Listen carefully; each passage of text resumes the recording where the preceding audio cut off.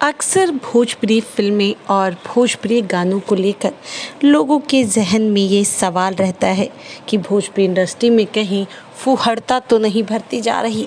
लेकिन हम आपको आज बताने वाले हैं एक ऐसी फिल्म के बारे में जिनकी कहानी को देखकर और उस फिल्म को देखने के बाद आपका ये जो गलतफहमी है वो पूरी तरीके से ख़त्म हो जाएगा। जी हाँ दोस्तों, मैं बात करने वाली हूँ ऋचा दीक्षित की भोजपुरी फिल्म एक बहू ऐसी भी।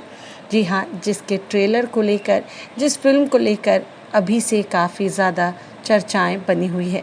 भोजपुरी फिल्म एक बहू ऐसी भी ऋचा दीक्षित ने बहुत ही बखूबी और दमदार कैरेक्टर को निभाया है। एक बहू ऐसी में भी सास और बहू के रिश्ते को एक नए रूप में दिखाया जाएगा। वहीं बहू के रूप में वह इस फिल्म में अपनी गहरी छाप छोड़ने वाली हैं और फिल्म की कहानी काफ़ी इर्द गिर्द उन्हीं की रहेगी।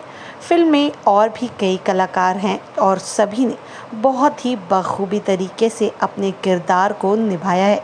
खासकर मनोज सिंह टाइगर का अभिनय दिल को छू लेने वाला है। बता दें, ननद और सास के किरदार को करने वाले कलाकारों ने बहुत ही बढ़िया काम किया।